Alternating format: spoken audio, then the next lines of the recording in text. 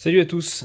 Alors, pour faire suite à l'essai du DF7, donc sur le circuit du Bois de Rose, donc là j'ai démonté la carrosserie. Je vais vous expliquer pourquoi. Donc comme je l'avais dit, il y a deux vis enlevées au niveau des, des caoutchoucs pour empêcher un débattement trop grand de la suspension arrière. Et les deux vis ici. Voilà, c'est les deux seules vis qui sont enlevées. Donc 2 et 4 ici. Donc ça, vous les mettez de côté. Et en fait, moi, le souci que j'avais, comme je l'ai dit, en gros, c'est le seul défaut que je trouvais à la machine. Voilà, c'est que première utilisation, j'avais déjà percé la peinture au niveau du Lexan. Je suis allé rouler une deuxième fois. J'ai mis du scotch. Le scotch a été percé. Donc là, il m'a resté une petite plaque de Lexan, de ma carreau incassable du X-Max. Donc je les avais gardés de côté. Et puis je m'étais dit ça pourrait me servir pour faire des protections ou autres. Notamment des protections d'amortisseurs par exemple. Ou ben là, en l'occurrence, là j'ai déjà fait un côté, je vais faire le deuxième avec vous. J'ai mis une petite plaque de Lexan au fond avec une colle bicomposant. Donc c'est de la colle Sader que j'avais. Pour faire mes couteaux, je prends de l'araldite en bicomposant. Pareil, là il me restait de la Sader. Pour coller le Lexan, je pense que ça suffira largement. Calé avec un serre-joint, une cale en bois. Et puis là, je vais les laisser sécher jusqu'à demain. On est vendredi. Je compte pas rouler demain, je vais rouler que dimanche. Donc je vais laisser ça sécher jusqu'à demain soir. Et puis j'enlèverai et je verrai dans quel état c'est. Alors, je vais vous poser. Donc là, il me reste de la colle, donc que j'ai mélangé au préalable. Là, je vais en tartiner sur le Lexan. Est-ce que c'est cadré? Oui. Donc, je viens bien jusqu'au bord. J'en mets pas 3 tonnes. Donc le top, ça aurait été du Lexan blanc. Là, j'en ai pas.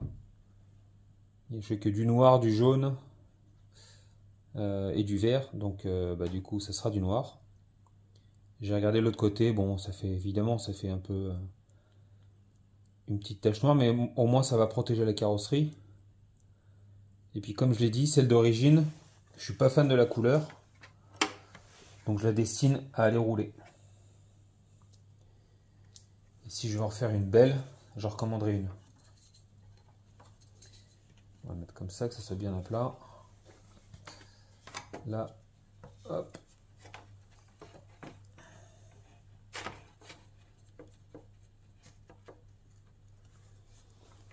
On serre, faut pas avoir peur. Ah, attends, est-ce que c'est bien mis en dessous?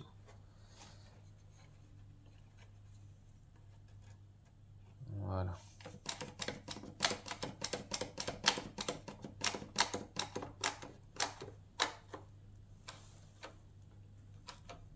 Hop.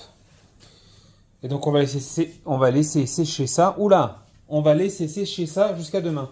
C'est pas mal ça. Je fais des cours d'orthophonie en même temps. Hop. Voilà. Donc là, nettoyage maintenant. Je vais passer un petit coup, de compresseur à l'intérieur.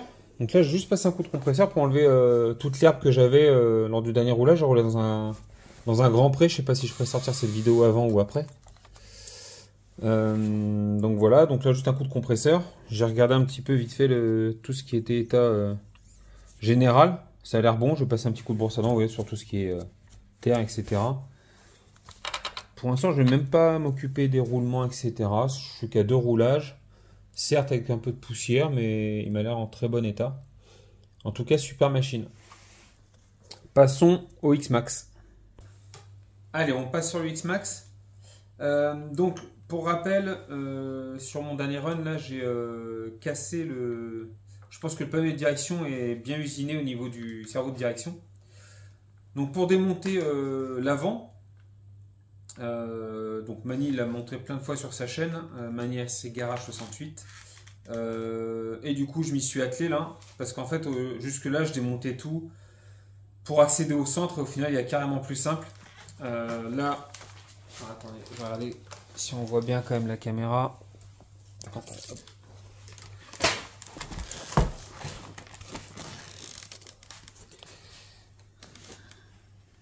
Donc là, on enlève les deux vis ici.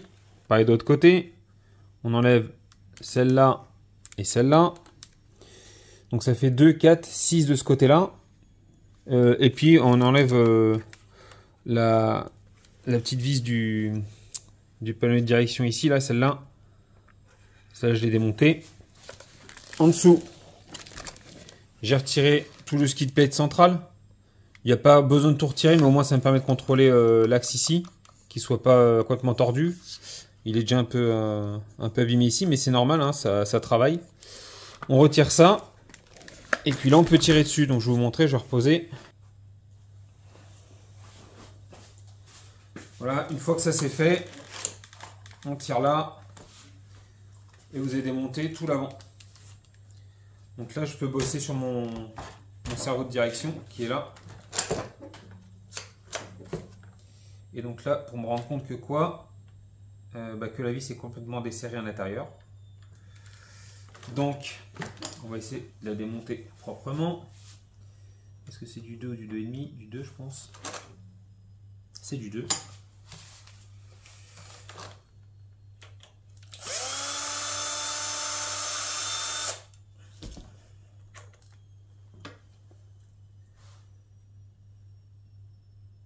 Et donc, c'est quand même... Alors, je sais pas si vous allez voir. Mais le panneau de direction est quand même bien abîmé. J'ai envie de tester un palonnier alu à la place. Plutôt que de me servir du même.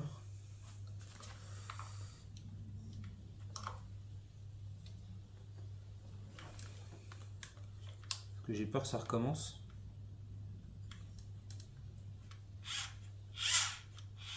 Ça a l'air de tenir. Hein. Il ne faudra pas que ça se redessert, quoi. Le cerveau, il n'est pas du tout abîmé. Donc j'ai changé les pignons métal. Donc là, vous avez accès au cerveau de direction direct ici. Hein. Il est juste là. Donc moi, j'ai gardé celui d'origine. Je l'ai ouvert et j'ai mis les pignons métal à la place. Ça vous évite de racheter le renforcé à 100 €. Moi, j'ai juste acheté le kit à 30 €, je crois, le kit de pignons métal.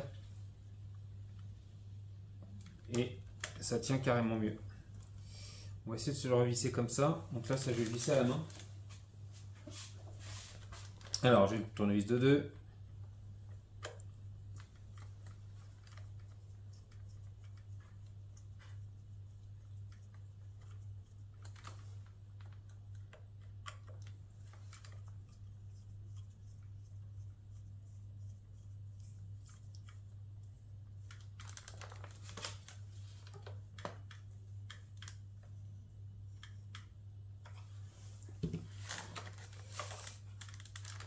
Et donc là, c'est bon. En fait, il y a juste ça. Donc là, pour le coup, j'hésitais à le faire maintenant, mais je vais encore rouler quelques fois, ce qui fait encore beau actuellement. Donc du coup, je vais le faire un peu plus tard, la révision complète. J'ai déjà tout. Hein. Je vais changer les tirants ici de direction avant. C'est ces pièces-là. Là. Vous voyez, elle commence déjà à être tordue, donc je vais la redresser un petit peu. La chauffer et la redresser un peu. Donc ça, je vais les changer. Les skid plates en dessous, donc cette partie-là, ça à l'avant, à l'arrière, je vais les changer. Les triangles inférieurs et supérieurs, donc à l'avant, je vais les changer parce qu'ils sont bien frottés, bien abîmés, même s'ils pourraient encore rouler. Hein. Mais je vais profiter de faire une révision complète pour le remettre au propre. C'est toujours agréable de rouler avec une machine bien nette. Là, les supports d'amortisseurs, ça pareil, je vais les changer parce que quand je l'avais acheté, ils étaient tout frottés là. Alors à se demander s'ils roulent avec la carrosserie ou pas, j'ai pas trop compris. Mais en tout cas, je peux les changer. Donc je te montrerai comme ça là, je vous referai une petite vidéo. Et puis je changerai ça. Là, je regarde, j'ai les noix de sortie de différentiel aussi. Ou les noix de cardan, je sais pas comment on appelle ça, mais tant qu'on se comprend, hein, c'est le principal. Donc c'est celle-là là. Je sais pas si on voit, mais celle-là. Elles sont encore en bon état à l'avant. Ça peut encore aller. À l'arrière, par contre, elle commence à être usée, donc je changerai les 4. Et les triangles arrière, pareil. Alors j'ai 2 jeux de skid plate, ça je le garderai. Les triangles arrière, je les passerai en noir, les triangles avant en orange. Les supports d'amortisseur avant-arrière, je vais les changer. Vous voyez, j'avais gardé une barre en plus là, centrale. Et ça, je l'ai, je la mets. En plus, je l'ai, je ne la mets jamais. C'est une erreur de ma part. Il faudra que j'essaie, parce que de ce temps-là, quand même, je pense que ça peut être utile. Une protection pour tout ce qui est moteur, etc., hein, pour éviter de le salir. Donc ça, je le mettrai en place. Donc voilà ce qui est prévu. Je vais aussi commander, j'ai vu lorsque j'ai changé la transmission, j'ai vu que l'amortisseur de couple au niveau de la couronne était bien bouffé, donc je vais le commander également. Je vais commander le support d'amortisseur. Donc ça c'est une pièce à... le truc là c'est un truc à 3 € je crois. C'est des petits frais mais bon qui sont nécessaires. Ça pareil, le support de pare-choc arrière je vais le changer parce qu'il est tout tordu et du coup ça force sur la carrosserie qui est là.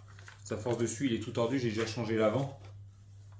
Là je l'ai mis au neuf parce qu'il était pété même je crois. Ou carrément tordu, donc là je l'ai changé. Donc voilà.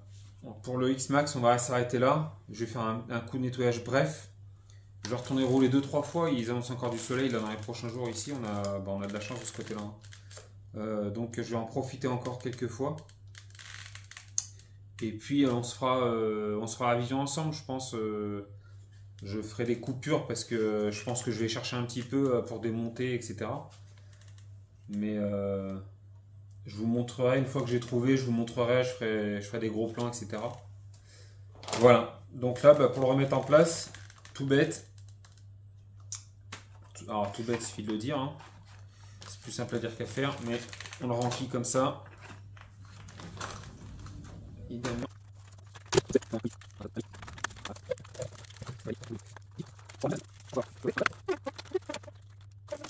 Bon, après avoir bien galéré à remettre la partie avant, en fait j'avais resserré la vis là la protection de direction là. Je sais pas le nom hein, mais bon vous me comprenez, la protection de la direction ici. En fait j'ai remis les vis, sauf que celle-ci là, vous voyez, si tu la remets, forcément tu bloques. Parce qu'il faut, comme j'ai dit au début, il faut enlever celle-là, celle-là, celle-là et celle-là. Et moi j'ai remis celle-là, boudin quoi. Donc voilà, donc c'est bon. Donc là c'est remis en place. Ce que je vais faire direct c'est tester. Avant de tout resserrer, tout revisser. Pause. Alors, radio, hop, allumé.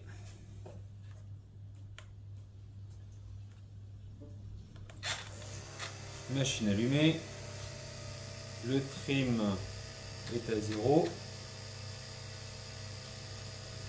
Et donc là, je me rends compte qu'il y a un petit décalage.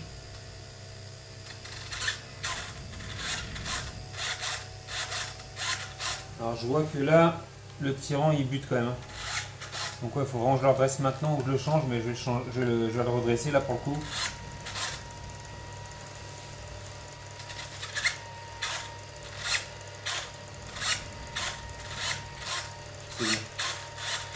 C'était rien du tout, c'était juste une vis. En plus, du coup, j'aurais pu le faire sur le terrain. Parce que j'avais juste les vis à enlever. Je prends toujours une dévisseuse électrique avec les forêts. J'aurais pu le faire sur place, mais je préfère le faire tranquille à la maison. Je suis pas encore aguerri pour faire ça dans le coffre, dans la voiture. Là, d'autant que j'avais roulé avant. Si j'avais pas roulé, ça avait été la seule machine. Bon, peut-être que je m'y serais attelé, mais là, j'avais roulé avant avec le crawler. Donc, bon, c'était du plus le X-Max.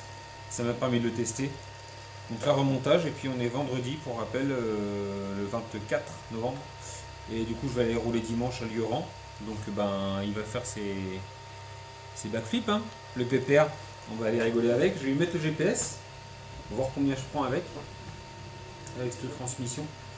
Avec le précédent, la précédente transmission, j'avais roulé avec le Link Traxxas, donc je suis pas sûr que ça soit très fiable sur la vitesse. Là j'ai un vrai GPS maintenant, une vraie puce GPS. Et avec celui-là, mais du coup j'avais pas mis la bonne démultiplication en plus. parce que c'était marqué comme côté d'origine en 1850 et je l'avais pas regardé. Donc pas de vitesse de référence. Mais j'ai déjà senti que c'était beaucoup mieux, hein. Je l'ai dit sur ma vidéo, là c'est carrément mieux. Il tourne vraiment tout seul là pour le coup. Pour rappel, moteur d'origine, transmission, donc le pignon de sortie d'arbre de moteur en 18, la couronne qui est juste derrière en 50. Le reste j'ai rien touché. Et par contre le variateur, donc le SC, ce qu'on appelle le SC, lui qui est en le VXL 3.0, donc c'est celui qui sort maintenant sur les nouveaux X-Max ou le XRT, donc qui donne un coup de punch supplémentaire. Je vois vraiment la différence là pour le coup maintenant. Donc voilà, donc c'est top. Écoutez, rendez-vous sur les roulages. Là les petites réparations sont terminées.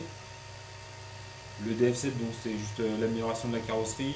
Le X-Max c'était rien du tout, hein, c'était une vis à resserrer. Je vais essayer d'améliorer un peu le crawler. Le buggy je l'ai réparé aussi. Je l'ai pas fait face caméra parce que il n'y avait pas vraiment d'intérêt. Je vais couper ça, ça fait du bruit je pense. Il n'y avait pas vraiment d'intérêt, c'était la chape ici avec la biellette arrière qui était à changer. Donc je me suis pas embêté, j'ai changé les deux directement, hein.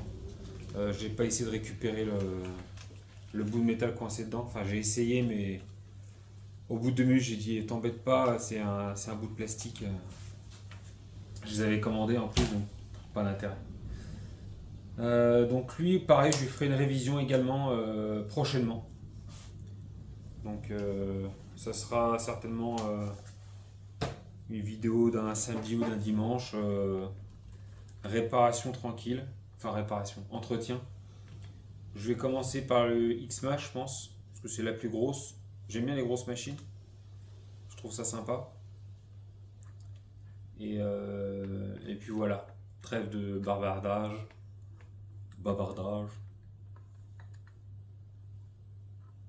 Allez, sur ce, à bientôt et bonne journée à vous. Salut!